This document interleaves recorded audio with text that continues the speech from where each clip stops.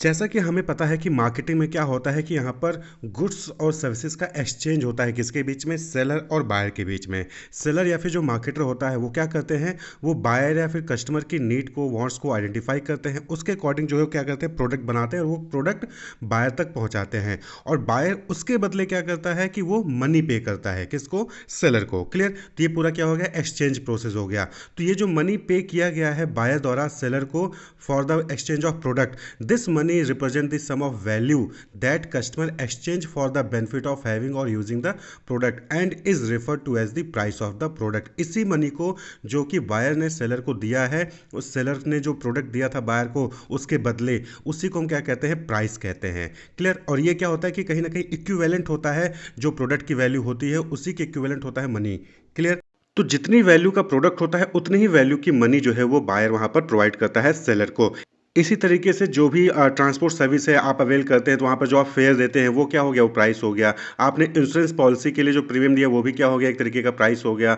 Doctor को आप visit करते हैं उसकी जो फीस देते हैं वो भी क्या है, वो प्राइस है। क्लियर। तो प्रोडक्ट हो गया या फिर सर्विसेज हो गया, उसके लिए जो भी आप मनी फॉर्म में पेमेंट कर रहे हैं वही क्या है, प्राइस है। Therefore price may be defined as the amount of money paid by a buyer or received by a seller in consideration of the purchase of a product or service, उसी को हम क्या कहते हैं, प्राइस कहते हैं। And the process of setting and deciding the price of a product is referred as pricing. तो price क्या हो गया, प्राइस वो अमाउंट ऑफ मनी हो गया जो कि बायर पे करता है किसी प्रोडक्ट को, किसी गुड्स को, किसी सर्विस को परचेज करने के लिए। और वहीं पर प्राइस क्या होगा प्रोडक्ट का, किसी भी प्रोडक्ट का, किसी भी सर्विस का क्या प्राइस होगा उसको डिसाइड करना, उसको सेट करना जो कि सेलर करता है, वो ही प्राइसिंग कहलाता है। क्लियर। तो pricing is the process of setting और deciding the price of the product and the price is the amount of money that is paid by the buyer to the seller. Clear. Price को determine करने के लिए बहुत सारे different techniques हैं, strategies हैं जो कि मार्केटर द्वारा यूज किए जाते हैं, जैसे कि cost based method. Cost based method में क्या होता है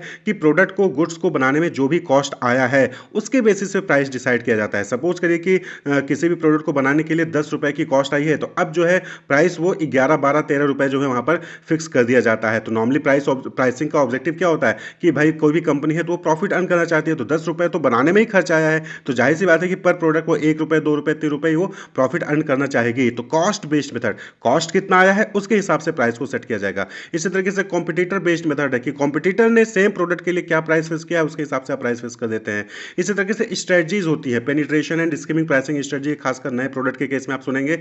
पेनिट्रेशन में क्या होता है कि इनिशियल लेवल पे जो है वहां पर प्राइस को लो रखा जाता है और फिर धीरे धीरे मार्केट में जैसे जैसे आपका शेयर इंक्रीज होगा, जैसे जैसे ज्यादा कस्टमर आपके पास आ जाएंगे, आप धीरे धीरे प्राइस को इंक्रीज करने लग जाते हैं, यानी कि जो कंपनी है वो प्राइस को इंक्रीज करने लग जाती है। स्कीमिंग प्राइस में क्या होता है कि क्वालिटी प्रोडक्ट बनाया जाता है और प्राइस को हायर चार्ज किया जाता है इनिशियल लेवल पे, फिर धीरे धीरे आप जो है प्राइस को लो करते हैं अदर कस्टमर के लिए भी। तो ये प्राइसिंग स्ट्रेटजी हो गया। प्राइस को फिक्स करना है, कैसे करना है, वो टेक्निक या फिर मेथड हो गया।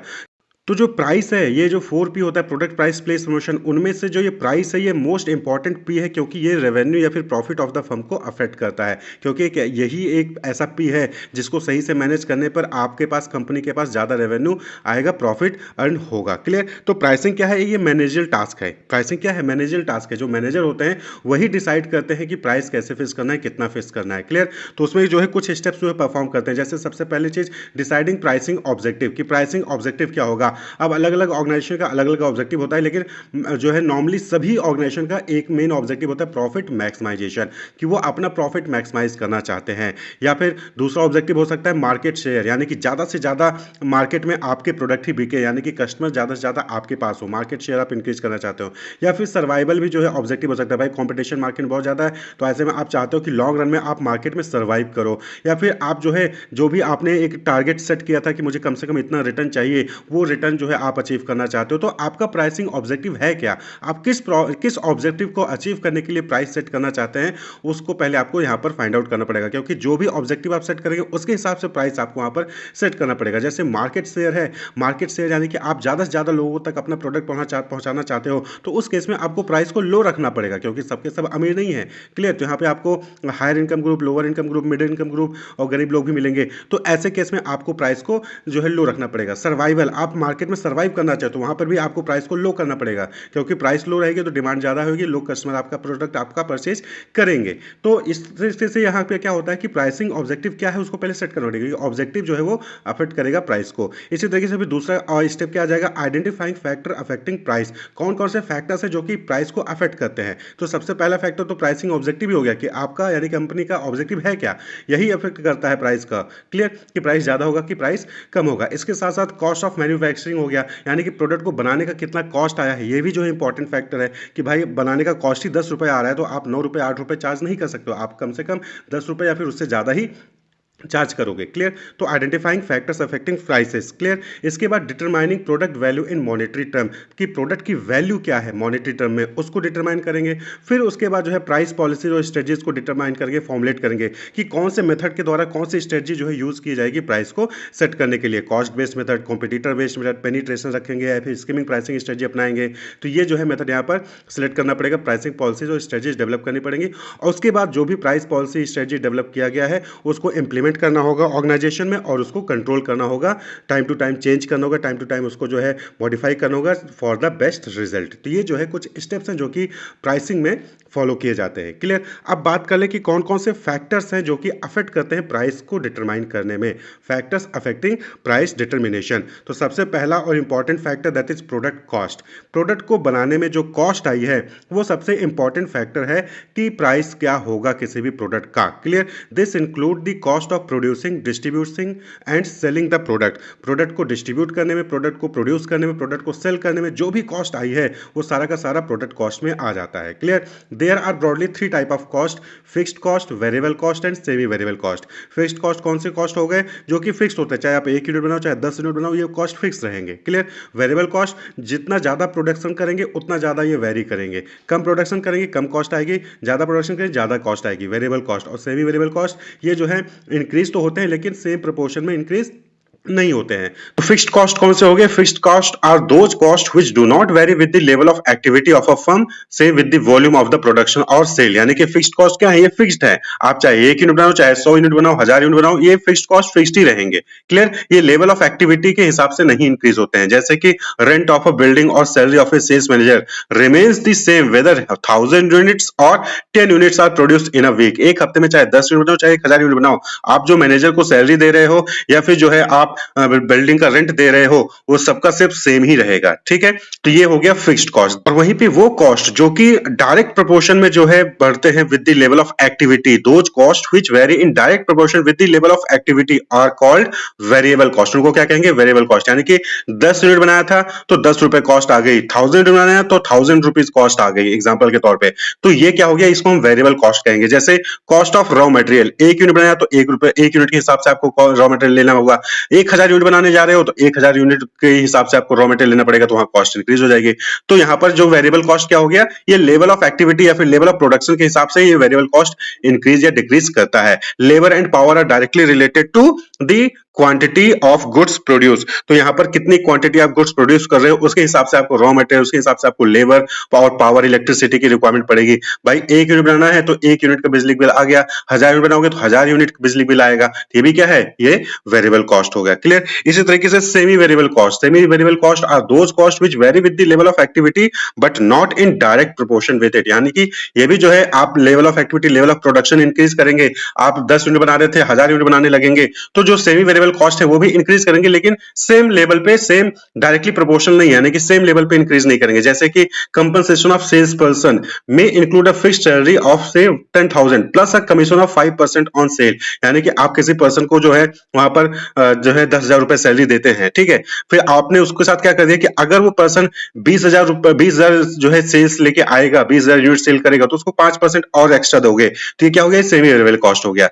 With an increase in the volume of sale the total compensation will increase but not in direct proportion with the change in the volume of sale. तो यहां पर क्या हो गया कि सेल अगर ज्यादा हो रहा है किसी भी सेल्स पर्सन के द्वारा तो वहां पर जो है उसकी जो है इनकम बढ़ रही है, कमीशन बढ़ रहा है, लेकिन सेम प्रोपोर्शन पे नहीं बढ़ रहा है। सपोज कि उसने 10% एक्स्ट्रा सेल लेके आया तो आपने उसके लिए उसके बदले उसको 2% उसको जो है वहां पर कमीशन दिया है, तो ये सेम प्रोपोर्शन में नहीं बढ़ रहा है, लेकिन हाँ ये वेरी कर रहा है। क्लियर, तो यहां पर क्या हो गया, 3 टाइप के कॉस्ट हो गए, फिक्स्ड कॉस्ट, वेरिएबल कॉस्ट और सेमी वेरिएबल कॉस्ट, ये तीनों ही कॉस्ट मिला ले तो क्या हो जाता है total cost. Total cost are the sum of the fixed variable and semi variable cost for the specific level of activity. Clear. तो ऑर्गेनाइजेशन जो है, जो कंपनी है, वो ये चाहती है कि कम से कम जो उसका कॉस्ट आया है किसी भी प्रोडक्ट को बनाने में और उसको सेल करने में, एटलीस्ट वो कॉस्ट तो रिकवर हो ही। तो यानी कि ये जो प्रोडक्ट की कॉस्ट है ये मिनिमम लेवल सेट करती है प्राइस का। The cost set the minimum level और the floor price at which the product may be sold.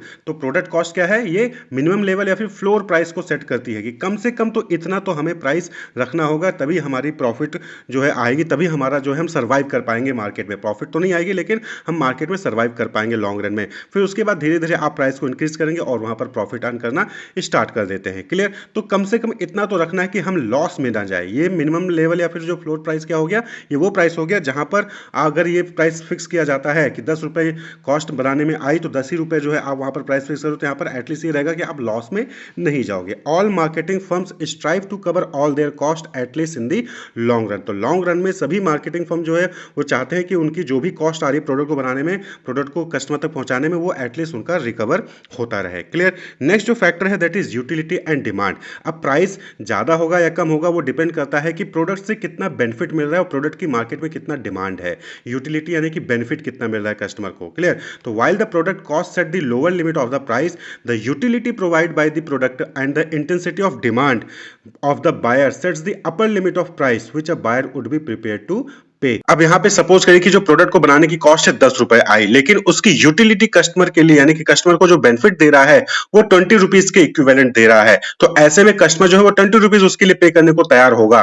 तो यानी कि अब यहाँ पर जो कंपनी है वो क्या 20 रुपीज वो चार्ज कर सकती है उस प्रोडक्ट के लिए। क्लियर। तो ये क्या हो गया, ये फैक्टर हो गया जो कि प्राइस डिटरमिनेशन को अफेक्ट करे। तो आपको यानी कि बीइंग अ मैनेजर आपको ये डिसाइड करना पड़ेगा कि आपका प्रोडक्ट कितना यूटिलिटी प्रोवाइड कर रहा है कस्टमर को और मार्केट में कितना डिमांड है। अगर किसी प्रोडक्ट की मार्केट में बहुत ज्यादा डिमांड है तो आप उसके लिए हायर प्राइस चार्ज कर सकते हो। तो यानी कि ये क्या है, ये अपर लिमिट को सेट करता है कि आपका प्रोडक्ट जो भी आपने डेवलप किया है उसकी डिमांड कितनी मार्केट में, उसका यूटिलिटी कितना हो रहा है, कितना बेनिफिट कस्टमर को प्रोवाइड कर रहा है, कस्टमर कितना पैसा पे करने को तैयार है, ये चीज आपको डिटरमाइन करने की पड़ेगी। अगर ज्यादा पैसा पे करने को तैयार है, डिमांड ज्यादा है मार्केट में, तो आप हायर प्राइस चार्ज कर सकते हो। 10 रुपए बनाने की कॉस्ट आई थी, 20 रुपए में आप उसको सेल कर सकते हो। तो according to the law of demand consumers usually purchase more units at low price than at a high price. जो लॉ ऑफ डिमांड क्या कहता है कि प्राइस लो रहेगी तो कस्टमर ज्यादा डिमांड करेगा और अगर प्राइस ज्यादा है तो कस्टमर कम डिमांड करेगा। लेकिन there are many situation where if buyer feel that the utility from the product is higher than he और she is ready to pay higher prices. जैसे कि आईफोन का एग्जांपल आप लीजिए। आईफोन क्या है, आपको सेम मोबाइल फोन कम्युनिकेट करने के लिए, व्हाट्सएप चलाने के लिए, डिफरेंट चीजें चलाने के लिए आपको जो है वहां पर मोबाइल फोन 10,000, 9,000, 8,000, 12,000 में भी मिल जा रहा है। लेकिन आईफोन जो है वो महंगा मिलता है। क्यों? क्योंकि वो क्वालिटी प्रोडक्ट दे रहा है, सेफ प्रोडक्ट दे रहा है। क्लियर। जो है वो अच्छा प्रोडक्ट दे रहा है, तो इसके लिए जो है कस्टमर से ज्यादा चार्ज कर भी रहा है। तो ये चीज यूटिलिटी का जो है यहाँ पर एग्जांपल हो गया। अगर यूटिलिटी है, अगर डिमांड है तो आप कस्टमर से ज्यादा प्राइस भी चार्ज कर सकते हैं। क्लियर। तो ये भी एक फैक्टर हो गया कि प्राइस कम रहेगी कि ज्यादा रहेगी वो डिपेंड करेगा utility and demand of the product पे। तीसरा जो इंपॉर्टेंट फैक्टर है that is extent of competition in the market. Market में कितना कंपटीशन है ये भी इंपॉर्टेंट है। ज्यादा कंपटीशन है तो वहां पर आपको अपना प्राइस लो रखना पड़ेगा और वहीं पर मार्केट में कंपटीशन है ही नहीं या फिर आप अकेले ही मार्केट में कोई प्रोडक्ट सेल कर रहे हो तो वहां पर आप जो है जो कस्टमर है उससे प्राइस ज्यादा चार्ज भी कर सकते हैं। तो लोअर लिमिट और अपर लिमिट के बीच में प्राइस कहां सेट की जाएगी ये डिपेंड करेगा कंपटीशन में। ऐसा नहीं है कि आपका प्रोडक्ट बहुत अच्छा जो है यूटिलिटी प्रोवाइड कर रहा है कस्टमर को और जो है डिमांड खूब है तो इसका मतलब आप मनमाना चार्ज करोगे, नहीं। मार्केट में कंपटीशन कितना है ये भी डिपेंड करता है। अब सेम प्रोडक्ट जो है मार्केट में कोई और दे रहा है, ठीक है, सेम प्रोडक्ट मार्केट में कोई और दे रहा है और वो चार्ज कर रहा है 20 रुपीज़, तो अब आप 30 रुपीज़ चार्ज नहीं कर सकते हो क्योंकि अगर आपने 30 रुपीज़ फिक्स किया प्राइस तो आपका प्रोडक्ट लेने के बजाय लोग उसका प्रोडक्ट ले लेंगे क्योंकि सेम क्वालिटी सेम प्रोडक्ट जो है कॉम्पिटिटर 20 रुपीज़ में दे रहा है। तो प्राइस को ये फैक्टर भी जो है अफेक्ट करता है। This is affected by the nature and the degree of competition. जैसे कि आप पहाड़ों में चले जाइए तो वही मैगी जो है वहां पर कोई कॉम्पिटिटर होता नहीं, तो अगर कोई एक बंदा दुकान खोल के बैठा है तो अगर 50 रुपए भी आपसे मांग रहा है तो आप 50 रुपए उसको दे देते हो, यानी कि वहां पे कॉम्पिटिशन नहीं है। लेकिन जहां पर बहुत सारे मैगी बनाने वाले हैं तो वहां पर कॉम्पिटिशन ज्यादा है तो वहां पर आपको सस्ते में भी मिल जाता है। तो the price will tend to reach the upper limit in case there is lesser degree of competition, यानी कि अगर कम कॉम्पिटिशन है तो प्राइस जो है अपर लिमिट पे जा सकती है while under condition of free competition but the price will tend to set at the lowest level, यानी कि अगर अगर वहाँ पर फ्री कंपटीशन है, कंपटीशन ज़्यादा है, तो उस केस में फिर जो प्राइस है वो लोवेस्ट लेवल पे यानी कि लोअर लेवल पे भी आ जाएगा। यानी कि जो फ्लोर लेवल प्राइस है यानी कि मिनिमम एटलीस्ट कॉस्ट तो निकल जाए, उस लेवल पे आ जाता है। तो ये डिपेंड करता है कि मार्केट में कंपटीशन कितना है। कंपटीशन ज़्यादा है तो प्राइस कम रखना पड़ेगा, और अगर मार्केट में कंपटीशन कम है तो फिर वहाँ पर प्राइस आप ज़्यादा चार्ज कर सकते हैं। Competitors price and their anticipated reaction must be considered before fixing the price of a product. तो कॉम्पिटिटर का प्राइस कितना है और क्या रिएक्शन हो सकता है अगर आप प्राइस ज़्यादा चार्ज करोगे या फिर कम चार्ज करोगे, इसको दोनों को ही कंसीडर करना चाहिए जब प्राइस फिक्स किया जाता है ऑर्गेनाइजेशन द्वारा। Clear? Not only the price but the quality and the feature of the competitive product must be examined carefully before fixing the price. तो कॉम्पिटिटर की प्रोडक्ट क्या है, उसके प्रोडक्ट के फीचर्स क्या है, इसको भी आपको एग्जामिन करना पड़ेगा। ऐसा तो नहीं कि जो कॉम्पिटिटर प्रोडक्ट दे रहा है उसके फीचर्स खराब है और आपका जो प्रोडक्ट है उसके फीचर्स अच्छे हैं, तो उस केस में आप जो है थोड़ा सा वहाँ पर प्राइस को हायर चार्ज कर सकते हो as per compare to competitor, क्योंकि कॉम्पिटिटर का प्रोडक्ट की क्वालिटी खराब है, आपके प्रोडक्ट की क्वालिटी अच्छी है, इसलिए आप प्रोडक्ट जो है प्राइस जो है ज़्यादा चार्ज कर रहे हो। क्लियर? तो ये चीज़ें वहाँ पर ध्यान में देनी होती है कि कॉम्पिटिटर की क्या प्राइस है, क्या क्वालिटी है, क्या फीचर है प्रोडक्ट की। अब सपोज कि मार्केट में कंपटीशन है ही नहीं, मार्केट में कंपटीशन है ही नहीं, आप जो है कोई कंपनी है वो अकेला है मार्केट में कोई पर्टिकुलर प्रोडक्ट को प्रोवाइड करने के लिए, और उस प्रोडक्ट की यूटिलिटी बहुत है, डिमांड भी बहुत है। तो ऐसे केस में क्या जो जो ऑर्गेनाइजेशन है, जो मार्केटर है या सेलर है, वो मनमाना चार्ज कर लेगा, जितना चाहेगा उतना ही पैसा चार्ज कर लेगा प्रोडक्ट को सेल करने के लिए? तो नहीं, वहां पर आती है गवर्नमेंट और लीगल रेगुलेशन। गवर्नमेंट और लीगल रेगुलेशन ये भी एक इंपॉर्टेंट फैक्टर है जो कि प्राइस को डिटरमाइन करने में हेल्पफुल होती है और अफेक्ट करती है प्राइस को। यानी कि कोई भी अगर मोनोपोली है तो आप अब मनमाना पैसा आप चार्ज नहीं कर सकते। वहां पर गवर्नमेंट खड़ी है, वहां पर लीगल रेगुलेशन खड़े हैं, वो जो है एक कहीं ना कहीं प्राइस सीलिंग सेट करते हैं कि इससे ज्यादा तो आप चार्ज नहीं कर सकते हो किसी भी हाल में। भले आप मार्केट में अकेले प्रोडक्ट को सेल कर रहे हो, लेकिन आप इस प्राइस से ज्यादा चार्ज नहीं कर सकते हो, उसके लिए गवर्नमेंट और लीगल रेगुलेशन वहां पर होते हैं। क्लियर? तो ये भी क्या है, इंपॉर्टेंट फैक्टर है। In order to protect the interest of public against unfair practices in the field of price fixing, government can intervene and regulate the price of the commodities. तो जब भी गवर्नमेंट को लगेगा कि हाँ ये तो गलत चार्ज किया जा रहा है, गलत पैसा जो है कस्टमर से लिया जा रहा है, पब्लिक के अगेंस्ट है, पब्लिक इंटरेस्ट के अगेंस्ट है, तो ऐसे केस में गवर्नमेंट वहां पर आएगी और वहां पर जो है रेगुलेशन लगा देगी कि इतने रुपए से ज्यादा आप जो है उस किसी भी गुड्स के लिए चार्ज नहीं कर सकते हो। Government can declare a product as essential product and regulate its price. जैसे कि फ्यूल के केस में देखिए तो फ्यूल में क्या है, गवर्नमेंट रेगुलेशन चलता है। इंटरेस्ट रेट देखिए कि बैंक लोन में जो भी आप ले रहे हैं उस पर क्या इंटरेस्ट रेट होगा, तो उस पर भी गवर्नमेंट जो है वहां पर आरबीआई होती है, आरबीआई इंटरेस्ट रेट को सेट करती है कि किस इंटरेस्ट रेट पे जो है पर्सनल लोन, होम लोन या फिर कार लोन वहां पर मिलेगा। नहीं तो बैंक जो चाहे कितने भी रेट ऑफ इंटरेस्ट पे जो है आपको दे सकते हैं, लेकिन नहीं, वहां पर एक जो है वहां पर रेट को फिक्स कर दिया जाता है। तो government and legal regulation. Clear? तो ये भी जो है इंपॉर्टेंट फैक्टर है प्राइस को डिटरमाइन करने में कि प्राइस कम रखा जाएगा कि प्राइस ज्यादा होगा, कितना होगा, वो गवर्नमेंट और लीगल रेगुलेशन भी वहां पर अफेक्ट करते हैं उस चीज को। वहीं पर जो नेक्स्ट इंपॉर्टेंट फैक्टर है जो कि हमने ऑलरेडी डिस्कस किया, that is pricing objective. Pricing objective क्या है, ये भी जो है इंपॉर्टेंट फैक्टर है। अब किसी कंपनी का जो प्राइसिंग ऑब्जेक्टिव है कि प्रॉफिट मैक्सिमाइजेशन, तो बट ऑब्वियसली बात है कि वो कोशिश करेगा कि ज्यादा से ज्यादा यानी कि हायर प्राइस जो है वो सेट किया जाए। क्लियर? और मैक्सिमम ऑर्गेनाइजेशन का है मेन ऑब्जेक्टिव होता है कि प्रॉफिट मैक्सिमाइजेशन। तो if the firm decide to maximise profit in short run, it would tend to charge maximum price for its product. अगर शॉर्ट रन में जो है प्रॉफिट अर्न करना चाह रही है तो वो हाई प्राइस चार्ज करेगी कस्टमर से, लेकिन अगर वो लॉन्ग रन में रहना चाह रही है तो उस केस में, but if it is to maximise its total profit in the long run, it would opt for a lower per unit price so that it can capture larger share of the market and earn greater profit through increased sale। तो अब short run में यानी कि कुछ ही समय में जो है उसको ढेर सारा प्रॉफिट कमाना है, तो बट ऑब्वियस बात है कि वो प्राइस को ज्यादा चार्ज करेगी। लेकिन अगर लॉन्ग रन में लंबे समय तक उसको अपनी कंपनी चलानी है और लंबे समय तक जो है प्रॉफिट अर्न करना है, तो उस केस में वो क्या करेगा कि लोअर प्राइस चार्ज करेगा, जिससे कि लंबे समय तक मार्केट में रहे और ढेर सारा जो है प्रॉफिट अर्न करे। क्लियर? तो प्रॉफिट मैक्सिमाइजेशन ऑब्जेक्टिव है, तो उसमें भी ये देखना है कि शॉर्ट रन में आप प्रॉफिट कमाना चाहते हो कि लॉन्ग रन में प्रॉफिट कमाना चाहते हो। शॉर्ट रन में प्रॉफिट कमाना चाहते हो तो वहां पर प्राइस को हाई रखोगे, लॉन्ग रन में प्रॉफिट कमाना चाहते हो तो वहां पर इनिशियली जो है आप प्राइस को लो ही रखोगे। क्लियर? तो ये जो है इंपॉर्टेंट ऑब्जेक्टिव हो गया। वहीं पर दूसरा ऑब्जेक्टिव क्या हो सकता है, ऑब्टेनिंग मार्केट शेयर लीडरशिप।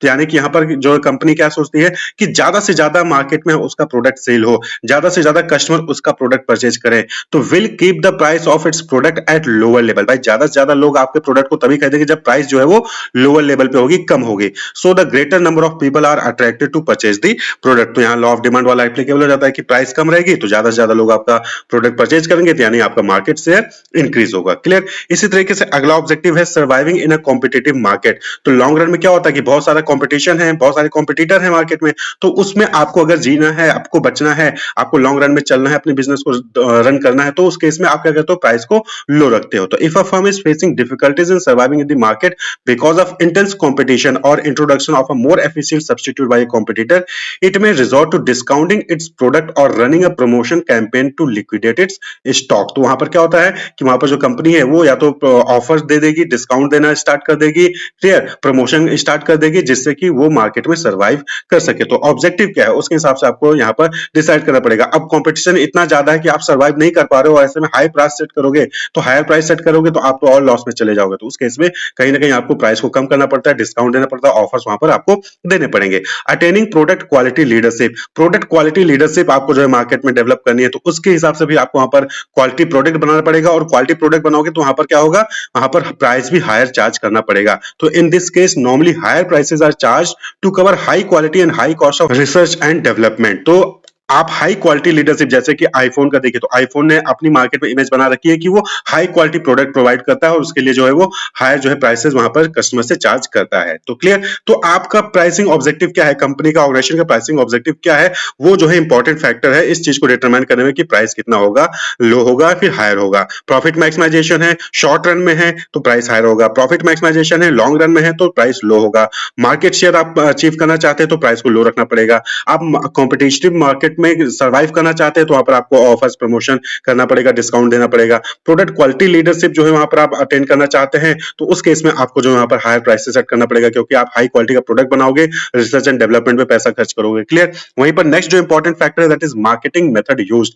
कौन सा मार्केटिंग मेथड यूज कर रहे हैं आप अपने प्रोडक्ट को कस्टमर तक डिलीवर करने में, प्रमोशन में, वो भी डिपेंड करता है कि प्राइस क्या सेट किया जाए, डिस्ट्रीब्यूशन सिस्टम कैसा होगा, सेल्समैन की क्वालिटी क्या होगी, quality and amount of advertisement, यानी कि एडवर्टाइजमेंट कहां पर कितना करेंगे, कितना बजट उस पर खर्च करेंगे, सेल्स प्रमोशन का एफर्ट कितना लगाएंगे, पैकेजिंग किस तरीके की होगी, प्रोडक्ट डिफरेंशिएशन, क्रेडिट फैसिलिटी आप वहां पर प्रोवाइड करोगे कि नहीं प्रोवाइड करोगे। तो ये सारे मार्केटिंग मेथड हैं जिसका यूज किया जाता है कंपनी द्वारा। तो इन पे कितना पैसा खर्च हो रहा है उसके बेसिस पे भी जो है वहां पर प्राइस डिटरमाइन किया जाता है। तो ये जो है 6 इंपॉर्टेंट फैक्टर हो गए, कौन कौन से, प्रोडक्ट की कॉस्ट क्या है, यूटिलिटी एंड डिमांड कितना है प्रोडक्ट का, कंपटीशन मार्केट में कितना है, गवर्नमेंट के रूल रेगुलेशन क्या है, प्राइसिंग ऑब्जेक्टिव क्या है, और मार्केटिंग मेथड कौन सा यूज किया जा रहा है। ये जो है फैक्टर्स अफेक्ट करते हैं प्राइस को डिटरमाइन करने में। Wish you all the best, keep watching.